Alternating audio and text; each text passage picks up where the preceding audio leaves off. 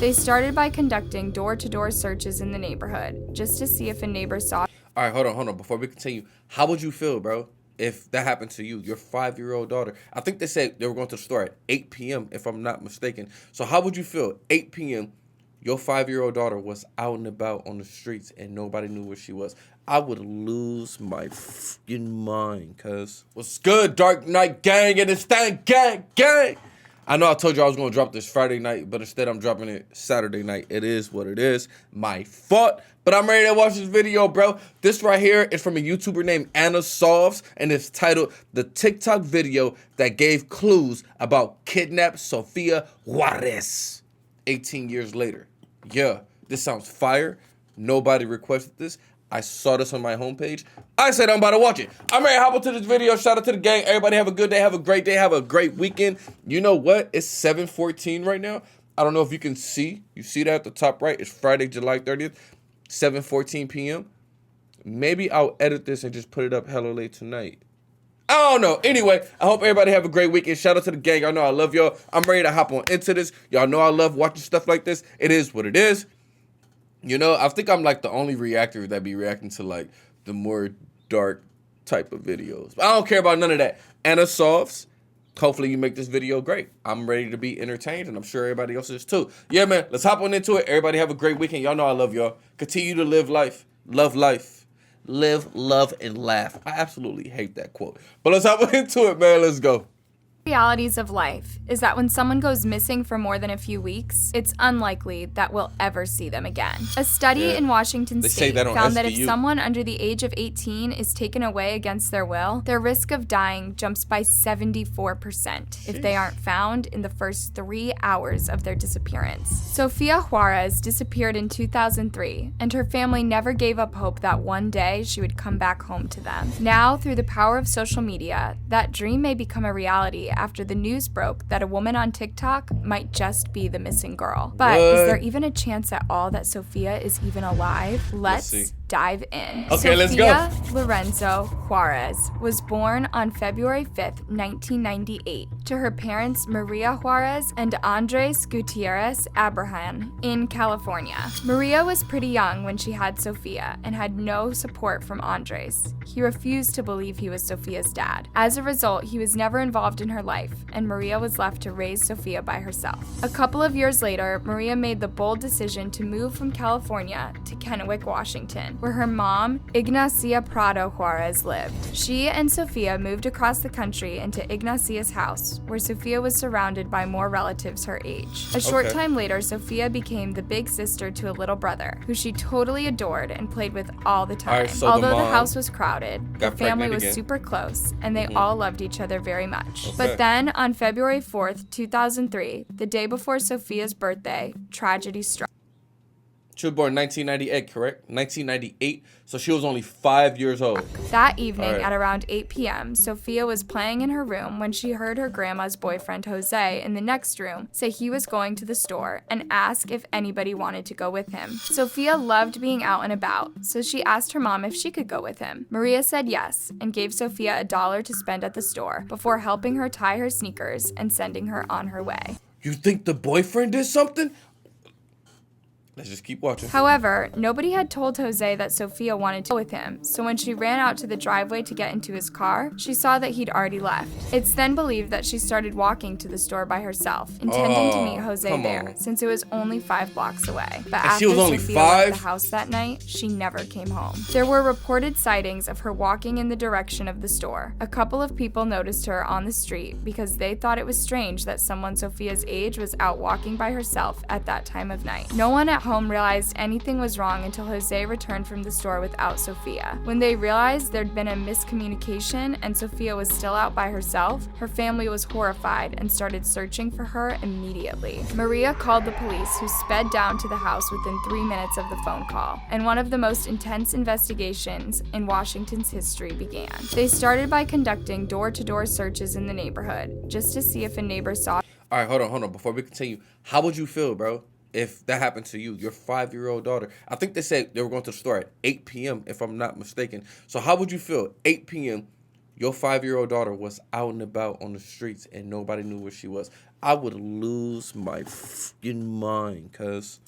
Saw Sofia walking around by herself and took her inside to protect her. However, even though the searches went on long into the night, they came up with nothing. For the first time in Washington's history, the police issued an Amber Alert for Sofia. Amber Alerts are emergency messages issued when a law enforcement agency determines that someone under 18 has been unlawfully taken. We all get those Amber Alerts. Imminent danger. The authorities used every available resource to try and track down Sofia, even involving the FBI. Right. Scent dogs were used to try and figure out which route she took, as well as a thermal imaging and night vision cameras. On February 11th, a candlelit vigil was held for Sofia. Damn. Over 300 people attended, all of whom walked from Sofia's home to St. Joseph's Church. For days, over 500 police officers, FBI agents, and volunteers searched buildings and vehicles for the girl. Despite their efforts, very little indicated where Sofia was or what happened to her that night. What they did have was a decent number of alleged sightings, the last piece of hope they had of finding Sofia. The first sighting came from one of her young relatives who claims he saw Sofia walking down the driveway with a strange man wearing all black clothing. However, due to the boy's age, the claim was considered unreliable. In May 2003, reported that they were looking for a vehicle and its driver who was in the area at the time Sofia vanished. They made a point to state that this person wasn't necessarily involved in her disappearance. They just wanted to follow up and see if he'd seen anything suspicious. The vehicle in question was a mid-90s model full-side faded orange van with a license plate that had a double J in the number. The van's driver was a Caucasian male with a thick blonde beard, between 35 and 40 years old. The police strongly believe this sound is like a case suspect. of No, I'm kidding. that was perpetrated by someone outside Sofia's family. Jose was ruled out as a suspect after an investigation from the police.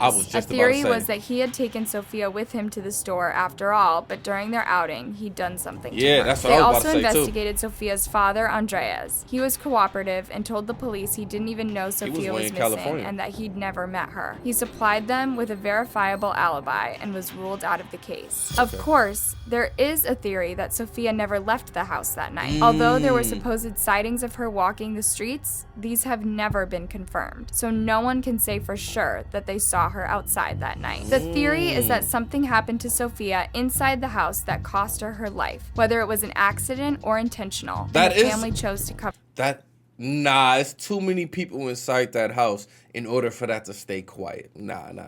That theory, I don't like that. In my opinion, this is very far-fetched. Me too. For one, there has never been any evidence that indicates Sofia died in the house. Cadaver dogs were brought onto the scene as part of the initial investigation, and they never alerted to anything in the house. Plus, everyone knew that her family adored her. And what are the odds they could convince every person in that household to keep their mouth shut? Exactly. With no solid evidence or leads, the case began to go cold. Sofia's face disappeared from the front of the newspapers, and her case just became another unsolved urban legend. Almost 6 years later, her family was struck with more tragedy when Maria suddenly passed away. She'd recently moved to Sacramento, California with her boyfriend after giving birth to a son. Reportedly, although she hoped one day her daughter would come home to her, she wanted a fresh start in life. However, not long after the move, Maria was hospitalized with medical complications from the birth of her son and passed away in January 2009. She hadn't even turned 30 yet. Maria was cremated and her ashes were taken back to Washington, where her family transported them from her house to St. Joseph's Church, walking the same route they had during Sofia's vigil.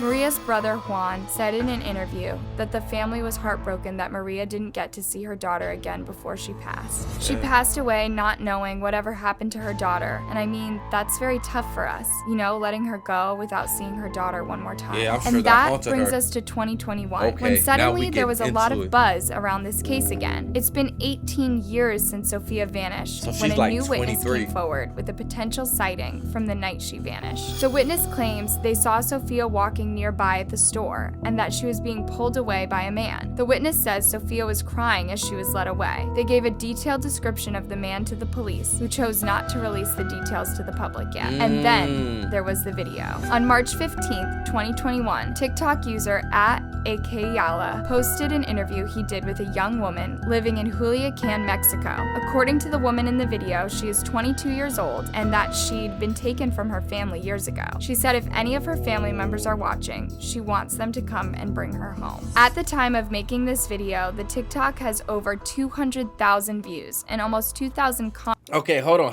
Why do y'all think that's her, though? That could be so many women, so many different Mexican women being taken to Mexico for, like, sex trafficking. But Users speculating whether or not this woman could be Sofia. What I'm saying, just Many speculation. say that they think she looks just like Sofia. And while there are definitely similarities, the woman doesn't really look like the age progression image that has been generated of Sofia. Some think she looks more like Sofia than the generated image. And their ages almost match up, as Sofia would have turned 23 in February 2020. You know how many people in the Another way world would? to identify her were by some of Sofia's distinguishing features. Sofia was known to have a small mole under her right. Oh, let me ask you this. 5 years old. Can somebody remember their childhood? What grade do you go to at 5 years old? Kindergarten, right? I remember some things about kindergarten. So if she was abducted at 5, you don't think she would kind of remember that?